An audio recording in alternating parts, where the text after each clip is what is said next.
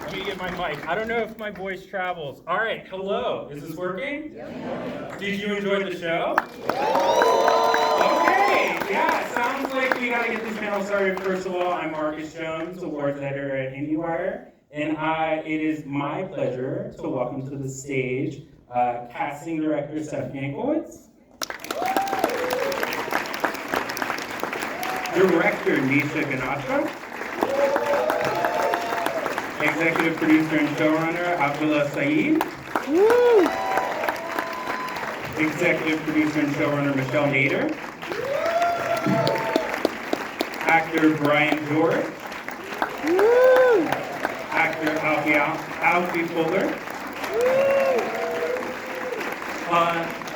star in Gotham Award winner Poorna. Thank you. Star Asif Ali, and star Saagar Shaikh.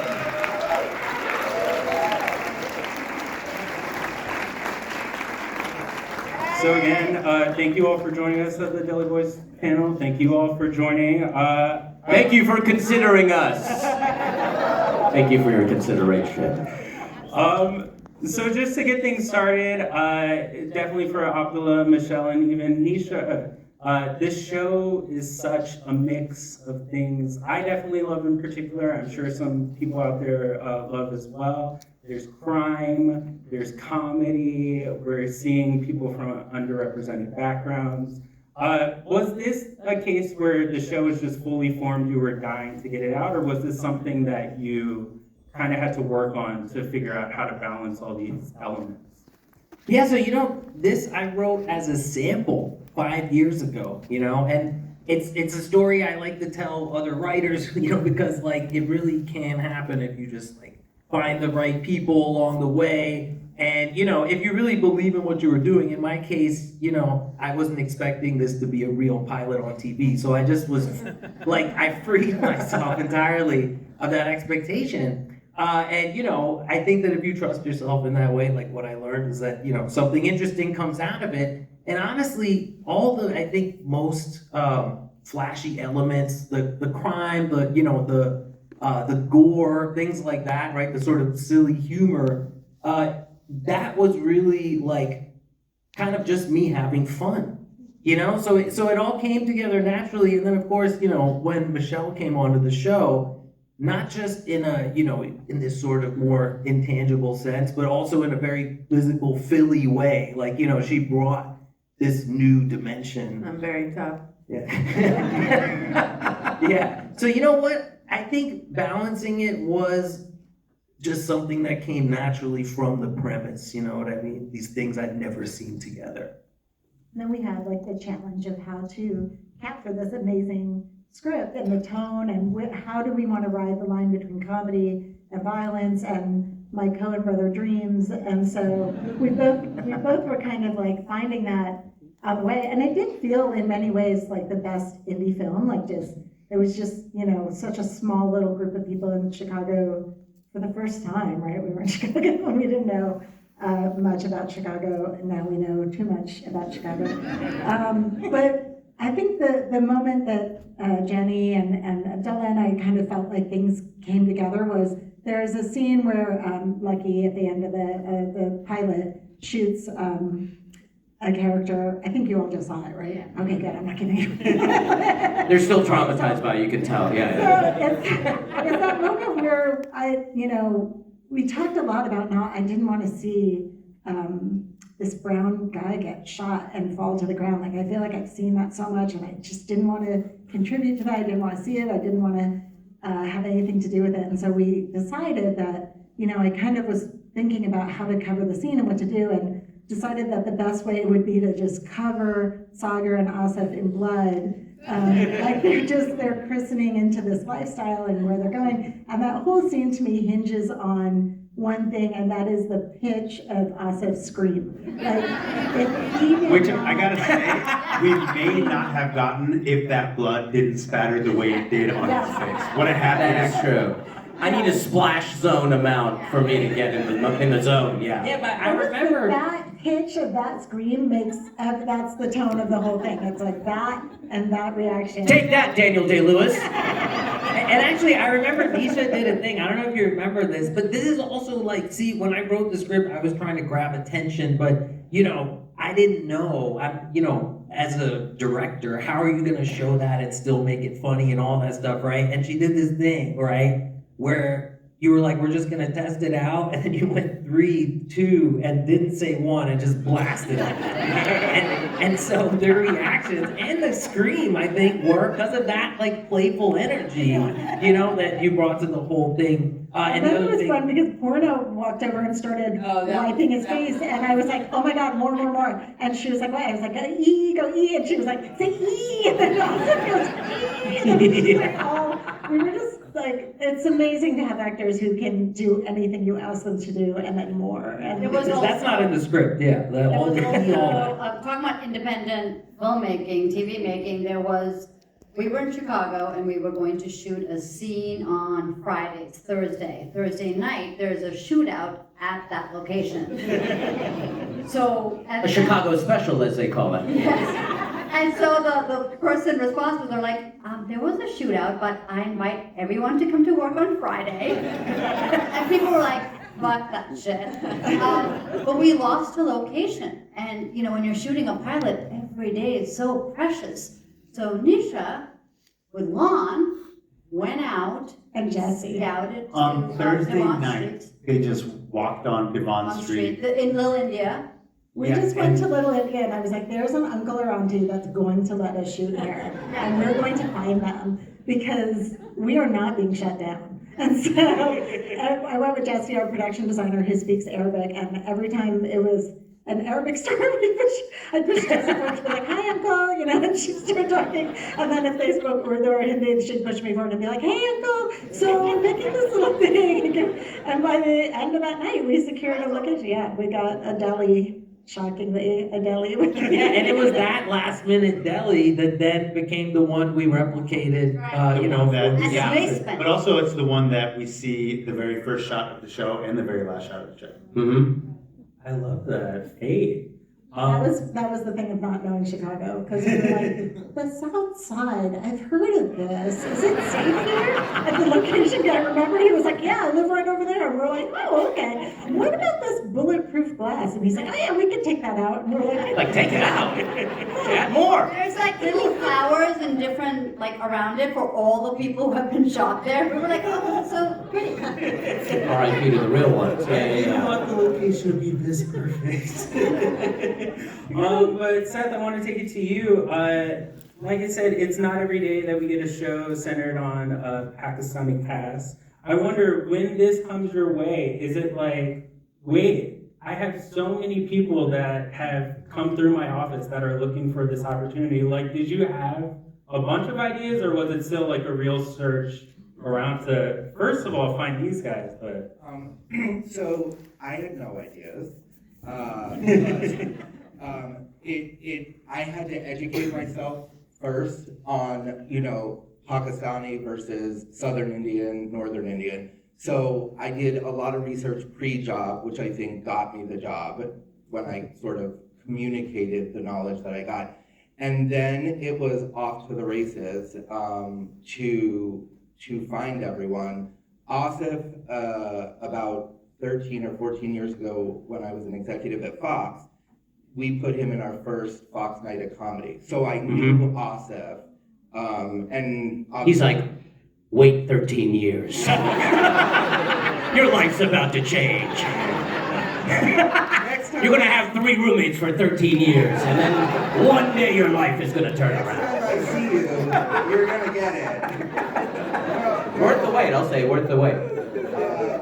So we sort of started there, and obviously, look, there's no lists to do of names. There was one guy, and he wasn't available. So we just. Was that Hassan? Who was that? Hassan, yeah. So we just sort of, I just started doing research and watching shows, and obviously I knew Asif, I had seen Ms. Marvel, I had seen Never Have I Ever, and I had to sort of do a lot of digging, and we did, outreach. We went to restaurants, we went to neighborhoods and put flyers up. We asked any actor that came in, both Chicago and LA, if they had a cousin, a grandpa, an aunt who wants to audition for our show. But in order to get like sort of the lead crew, we went the route of auditions and a lot of self-tapes and a sort of global search, and came up with a short, small group and tested them. And I don't know, but the story goes like the two guys tested for the same role. And that is true. As Saagar says, like he always lost out to Asif. But I was like, Let's just gloss over that. I was the real truth is I was like so into his beard that I was like, this guy's got to get in the show somewhere. So I begged the showrunners at the time, like, could we please test him for the other brother? I watched him in Miss Marvel, he could do it, and they allowed me to test him for the other part, and it was sort of like, oh, he can do it. Wow, I love how Seth doesn't look like it, but your Browns like so good. No one can ever like trick you on that. I am in it. Yeah, he's a guy in the comment section like, actually. And a mark of a really good casting director is when the talent from the show either gets a bigger part written in because they're so good. What's the guy's name? Matthew? Jake Present, Chicago local, yeah. Yeah. Also, Amita was Mama's Chicago assistant. local as well. And then Amita Rao, Right. also in the show, went on to star right now in Adults. Yeah, And she right. had She's a- amazing. Yeah. Like we got, More amazing in this. she had just like tested and didn't get an SNL, and we got her, and then like they were like somebody else wants her, and we were like no, she's ours. Asif, Saagar, so first, it was Mir, that was your first choice? Oh, was it my choice? I went to, I knocked on Abdullah's door, first time I met him, and I was like, yo, dude, I gotta talk to you about this script. He brought some treats. Yeah, I found out that he's made a career out of weed. And so I went to the nearest dispensary and I bought the most expensive blunt I could find. And I knocked on his door and I was like, hi, I'm Saagar Shaikh, nice to meet you. I got you a little gift. And he's like, oh, thanks, dude, we gotta smoke that shit, man. We didn't. But we talked for a couple of hours and I told him, like, this role, Raj, this is mine. I want to play it. And he's like, oh man, I wrote this for myself, but I could totally see you playing Amir. And I was like, yeah, I've been that guy before too. I've been that Yeah, person. in my deluded world, like I was the cool one. And he's like my dorky brother. You never know. But then, yeah, so I auditioned, got a call back, I did a producer director session, and then I tested, and then I got a call from my team, and they're like, hey, so they made an offer. And I was like, is it Asif Ali? And they're like, yeah, it is. And I'm like, I've had this call 50 times over the last 5 years. And then a few hours later, I get a call, and they said that Abdullah has decided that he doesn't want to play Raj anymore, and he's going to focus on the... He decided. That's an upgrade from, the actual story. I was trying to be nice. I was trying not to throw anybody under the bus. Was in fact sat down and told directly, you will not be. It's like, nah. I wrote this role for myself 5 years ago. And then I got to audition for Raj, and then me and Asif screen tested together. That was the first time we actually ever met. On Zoom. Over Zoom. Interesting. Yeah, and he hated me at first. He tried to get them to not cast me. Yeah, I was like, see if Asif is still available. Were you just like deleting the window? Yeah. I only want to see this face. No, He said, I played 2 roles at once. yeah, let me Eddie Murphy this shit. Let me play Lucky on G2. I'll do all of them.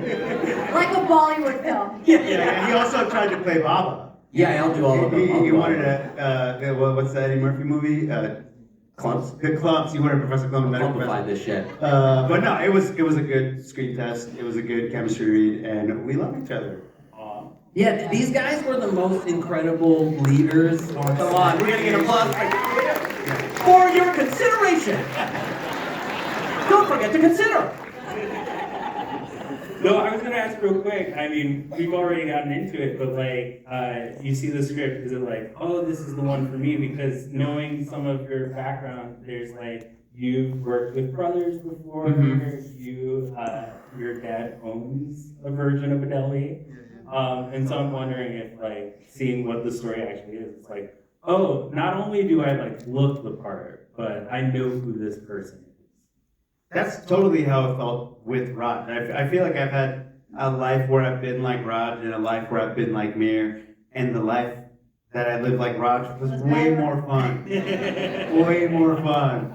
And I just felt like I could do justice to the role. Yeah. For me, I think what really popped for me was, all of these characters had depth. I think a lot of us, people look like us, are put in positions on shows, whether the show's amazing or not, you're happy to have a job, but oftentimes it's like, hey, you're either the funny person or the drama person, and they just get to see like a sliver of the full scope of your ability or what you can bring to something. And when I was reading the script, I was like, oh damn, it's all my favorite things. It's a hard comedy, it has action, it has incredible genre stuff, but it's also allowing these people to have full three-dimensional character arcs, which I have never really had in my career before, and it was really, really funny. So I was like, dude, anything, I want to be a part of this, regardless of what happens. I just want to be a part of this. Yeah, for sure. That's awesome. And Poorna, I mean, I feel like to that. Please address me as Gotham winner. As Gotham Award winner, Poorna Jagannathan. I really have to tell you, that thought came across my mind. I'm like, let me remind them. Yeah. Or just GW. GW. So GW Poorna. Uh-huh. So He's like an old prospector. I like that. GW Poorna. I feel like this is an easy question, like what drew you to Lucky, but more than that, like it's so different from your character on Never Have I Ever, which I so enjoyed you on that as well. Come on! There's a couple of people here from Never Have I Ever. There's Glinda, our costume director, and Chris Middle, our AD. Aw, cute. But yeah, I wonder if you see. I didn't mean it like that, you know. Thank you for being here. But I wonder if you see Lucky Auntie and I'm like, oh, wait, this one feels a little more like me. I'm ready to go. Like. Wait, what was your question? Oh, in terms of what drew you to Lucky, like, did Lucky feel more true to your soul? Yes. Hell yeah. Yes. It's funny because it's phases of life. My kid was in high school all through Never Have I Ever and graduated the same year as Davey from high school. So it just felt like it was that trajectory. And then he went to school. I got perimenopausal and Lucky came into my life and I was like, absolutely, give me a gun now. Give me a gun.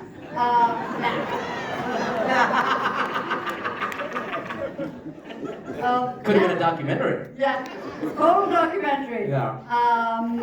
But there was something, I keep saying this, which is a couple of things, and I've repeated myself, and you guys might be so bored, but I was drawn to the character because it had something I've never seen before. It had, Lucky just innately is fierce and ferocious and fabulous, just innately written in a very particular way. And I remember talking to these guys in the first meeting about there was a quality about her that I couldn't put my finger on that I'd never seen.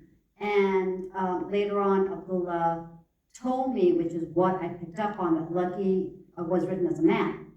And then it was Lucky Uncle, and then Abdullah went to a Gina Davis talk. Gina Davis got an Oscar for Humanitarian in 2019. Gina Davis hit me up. Gina Davis texted him like, you up? Got some ideas. Yeah, no, but so I went to this, it was my wife, Allie, who plays Agent Mercer in the show, actually. She took me to the Governor's Awards very early in our relationship. Pretty cool date, But and we saw, David Lynch got an honorary Oscar and Lena Wertmuller, and then Gina Davis got one for her work in, inspiring, gender diversity in film and television. And she was like, if you're a writer, go home, look at your script. And I went up, this was very, very early, by the way. So it was like, I saw there's like, now some lore, which I'm pretty stoked about, but that like, at the last minute we changed it. No one's ever read a Lucky Uncle draft. Like that has never been circulated. But, once I switched it to Lucky Auntie, my mother, who is a ferocious and badass yet nurturing Pakistani woman, really became the inspiration. And then like Poorna and my mom are like friends now. I just love that. Yeah, me But too. there was one aspect of Lucky, because we bonded on having, like, if you look at your family history, there's always a Lucky Auntie who saved everybody, but just is quietly kicking ass in the background, like not getting all of the attention that Lucky Auntie deserves. But the part that really came together was when this gangster, Michelle Nader, came on, because she gave Lucky the fashion, the look, the attitude. She is the mobster part of it. I think Lucky's Michelle's doppelganger. I will, okay, yeah. Mafioso. But when I first read Abdullah's brilliant script, everything that he did in terms of the characters were novelistic and so deep, and I think you asked were they fully formed, they were. But when I read Lucky, I thought, this is a character that I need to write for because I've not seen that on TV, and I wanted to be a part of it, and because it was a part of me, and it was a part of a lot of women, including you, Nisha, and you, Poorna, and who are these fierce gangsters, but they also can be fiercely loving, and it was just too exciting for me to not be part of. And she was literally the only person during the casting process that I talked about. I was like, we gotta get Poorna. It's Poorna. And I had never met her or auditioned or anything. I was like, I see this woman in this show, like, it's gotta be her. They were like, just read some people. And I'm like, no, it's gotta be her. Oh, well, yeah, well, Poorna is the only person that can play this part. Yeah. That is the truth. My favorite thing is when no one knows how to get them, and we all have to cover numbers. That's GW Poorna. But yeah, interestingly, there was another character that Michelle wrote for almost exclusively because she had like a weird connection with, and that was Agent Simpson, Tim Baltz's character. Tim Baltz is a very that doesn't check out as well, but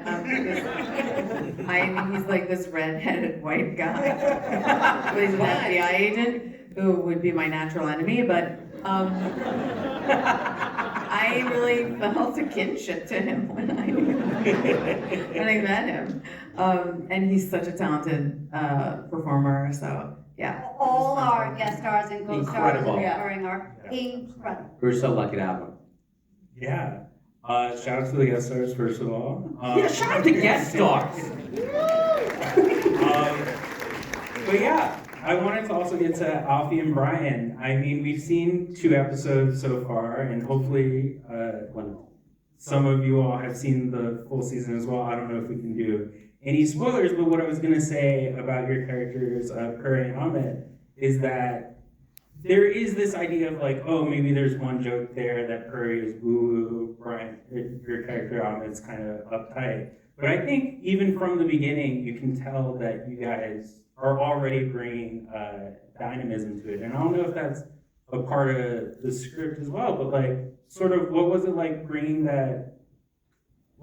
yourself to the character and developing your characters? Because these two definitely go on some twists and turns throughout the season. And so it's not just like in cut to Shaman or cut to Ahmed, like being mad at the family again. But Alfie, we can start with you, yeah? Sure. So we've seen episode 1 and 2. I hope you all the whole series. But if you haven't, the really interesting thing about Prairie is that as the series goes along, her story gets expanded, and you get to see a little bit more into her world and how she operates, her day-to-day, what she loves, and who she loves, and Amazing wardrobe. yes, Incredible. great wardrobe. Shout out to Haley, our Haley Brenneman. And makeup and hair. Yes, absolutely, absolutely. So yeah, it was really fun and interesting to be able to find her and solidify her along the way. Yeah. Yeah. I will say about Alfie is that that character Prairie was probably the one I was the most fuzzy on, and every time I asked Abdullah, he'd be like, "She's his shaman," and I was like, "Cool."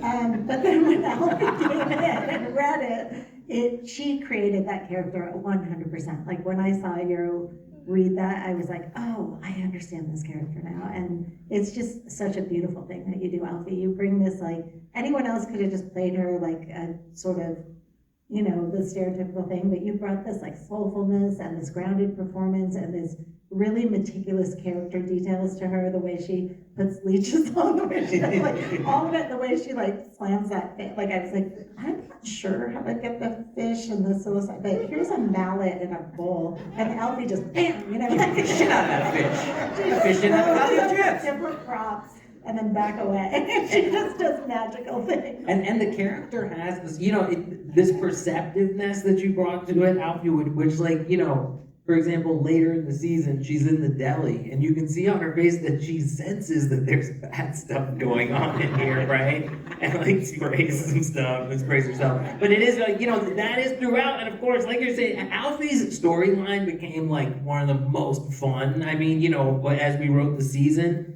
Because she goes through a lot, and it, you know, it lent itself to our sort of crime infrastructure in a lot of ways. Yeah, I mean, her part was the most complicated because you had to constantly play against the, you know, the truth that you were hiding. So that's already really difficult. And then you were really super funny and hot. Yeah. Thank you. That part. I love that she's still about her money too. I think that's important. Always about the paper. But Brian, how about you? Because Ahmed, again, it's like a dynamic.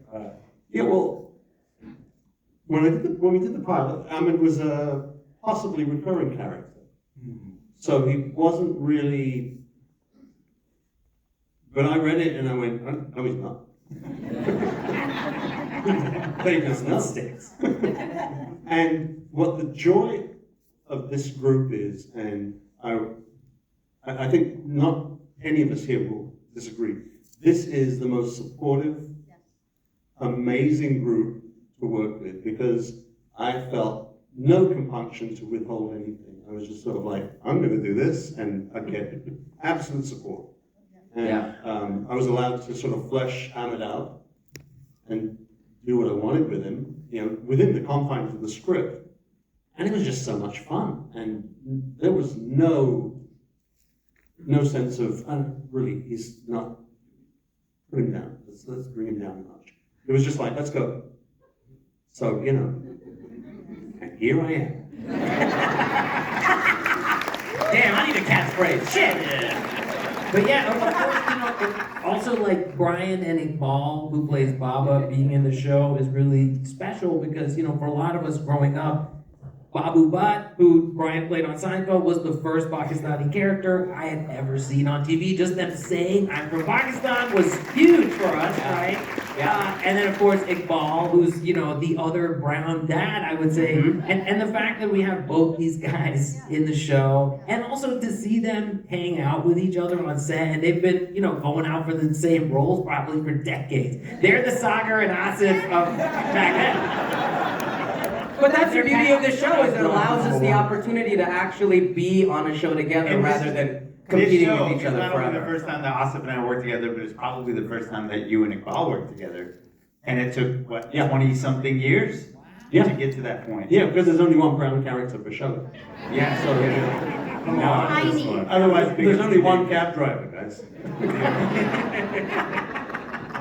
But just to wrap, and I'll start on the far end with this. Like we said, this is a show that makes people laugh. It's one that makes people feel seen. I want to know, just going down the line, if there's any sort of meaningful interaction that you've had in talking about the show, whether it's just someone pointing out a scene that made them laugh, or just like pointing out something that may have been an Easter egg, where it's like, oh, I know that you were really watching. I'm so happy someone recognized this. Yes, yeah, we can sort of. I get Instagram messages from India just saying like, thank you. Brother, you did a good job, brother. And I'm like, it is my pleasure. But like for me, just that an entire brown cast, like all of these people are finally having their moment to do roles that weren't written for them. And that's the joy of this casting process for me. Like, that's the win. Like, we fucking did it. You did. Can I just say something? I'm the only one with an accent on this stage. A good one, too. Everyone else is American. What he's saying is there's only one real actor on stage. The theater. The theater, have you heard of it?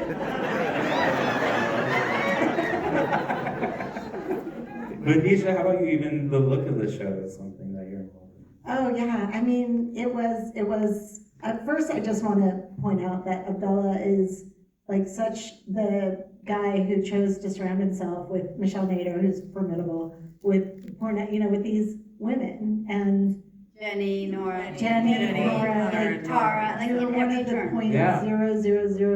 0.0003% of people who hired a female director to do a pilot. And that is If you have been anyone else.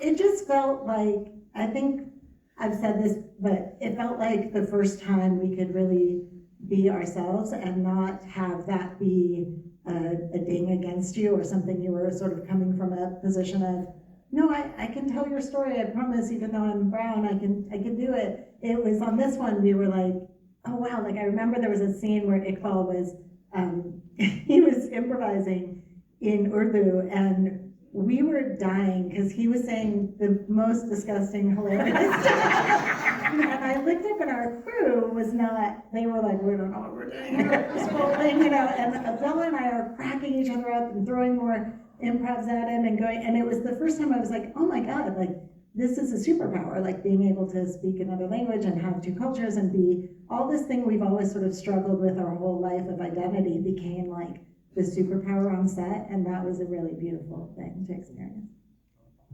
Yeah, for me, it's okay, of course this show is about representation, about identity and all those things, right? But for me, the original intention of this script, it's about jokes. And, really, to me, that is where... Yes, comedy. Comedy's back, baby! But, really, even when we were crafting the season and we have certain constraints, okay, we're not going to be here, we're going to be there, I always say, like, for me, the fun happens line to line. You know what I'm saying? Like, I want to just get with Michelle and our writers and write the best, funniest thing we can, right? And to me, that's somewhat of a lost art, And like, I really would like to point out that DELI BOYS is an exercise in absurdity, Look, if I'm expressing myself in any way, it's in this way of like, you can't take life too seriously in a lot of ways. We broach a lot of, a lot of shows that have like hard drugs in them also have a moment of reflection where you're like, wow, like the cost of doing drugs. But like, not in this show. And it's just pursuing the craziest shit like that. The arranged marriage at the end, yes, it's between. If you take one message away from this show, it's thoughtless. That's the message. It's just fun. A lot of thought in the thoughtless. Yeah, but that's basically it. Like, that's the thing I appreciate the most when people say, look, the joke writing is impeccable. And that's the highest compliment to me. Mm-hmm. Absolutely. From my boss, Michelle. I'm gonna be like kind of serious for a second. I just felt when I read this script that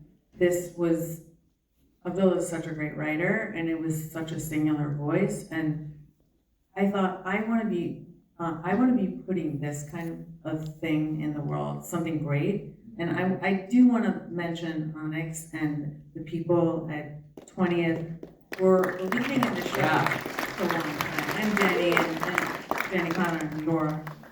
It's very hard, as we all know, to make a great anything, and it takes this entire stage and many, many more people to do that. And I think we did that. And so I'm very proud.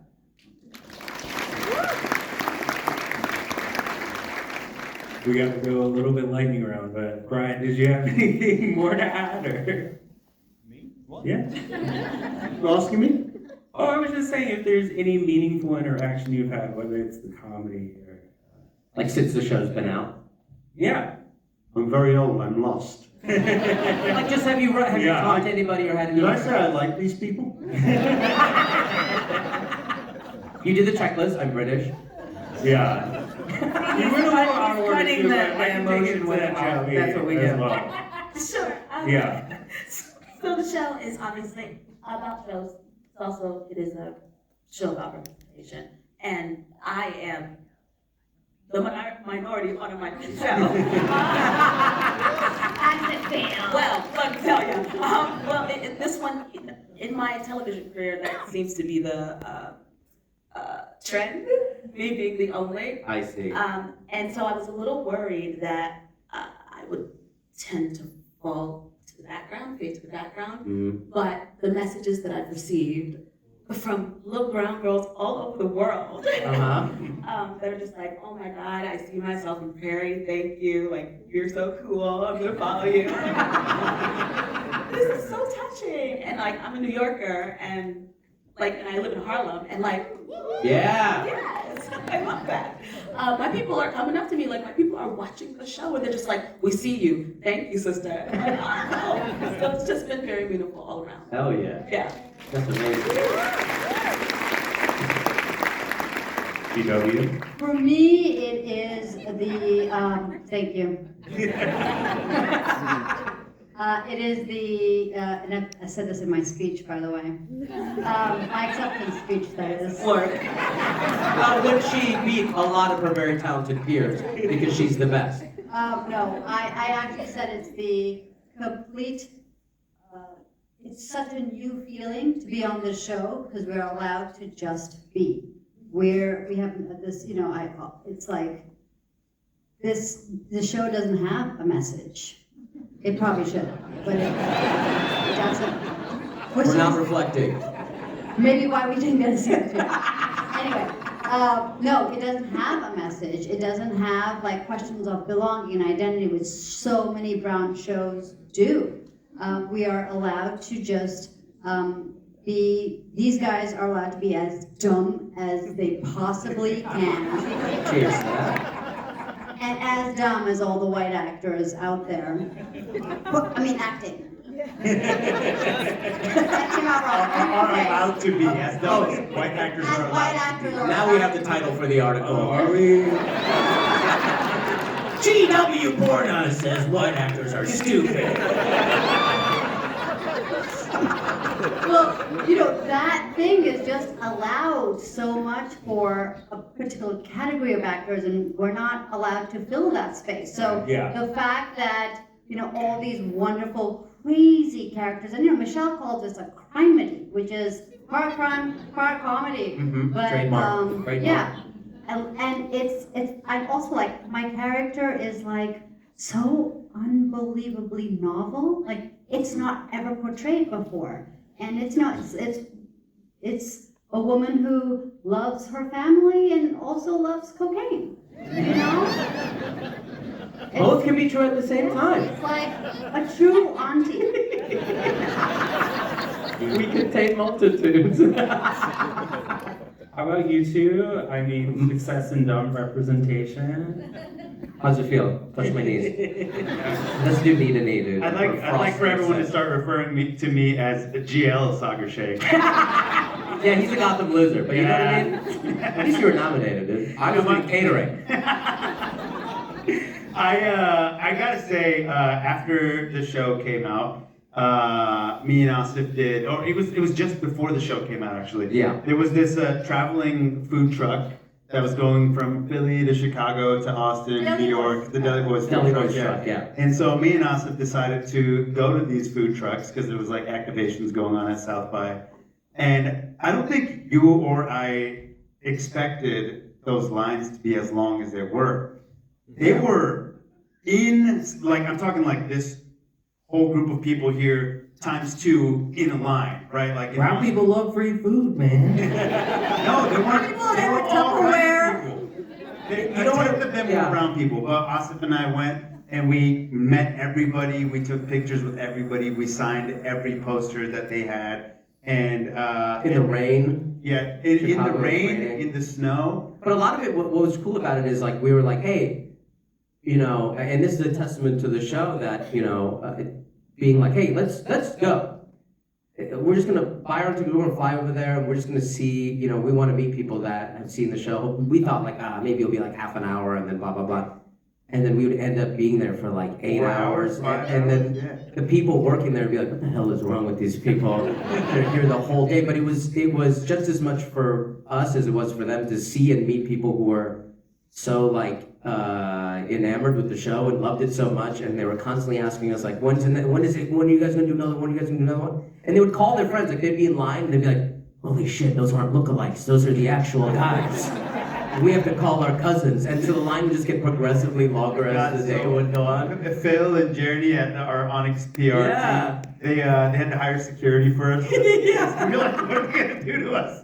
We're just normal guys. I am the size of merch, so someone would pick me up and take me. They're like, check what I got in my tote bag. I got one of the guys. And I have to say, these two set the tone for the entire set. They did. Yes. They're very good boys. They were number 1 and 2 on the call sheet and treated every number down the line, every crew member down the line as if they were the 1 and 2s. You know, in rap, they're always talking about changing the game. Me and Asif were like, how do we change the game here? And so we decided the best thing we could do was to learn everybody on set's names, cast, crew, whatever, and learn something about them. Yeah, not just the hot ones. And so we learned everybody's names and something about them, and we would invite them to karaoke nights. We go to karaoke every weekend. I mean, Chicago is a very special place in that people are always down to have fun. But yeah, we were like, yeah, they were like, who do you want to email this to? And we're like, we're gonna email every single person. I got the distro list, and it was locked, so I couldn't copy and paste it. So I had to sit there and individually type in every email address. But it was so fun. It really allowed us to get really close with, you know, because these things happen so quickly that like in a second you're like, oh, we're already at episode 10. So to build that kind of camaraderie and relationship with the crew, I think really just built that kind of feeling to what Brian was saying of like, it just really felt like loose and open and very creative, and it just made it so joyous and fun, and we just really hope we get to go back and run it back. You know what I mean? Yeah. Come on. Yeah. Well, I mean, Season 2. Season 2. Season 2. Season 2. We're walking all the way to Burbank. But no, I mean, one, I was gonna say that I speak, I think, for all of us, and that I appreciate that we got to see this closeness that you all have developed live. I want to thank you all. I want to thank you all. Thank you. Please watch DELI Boys on HULU, the full season streaming now. And this has been the DELI Boys panel. Thanks so much.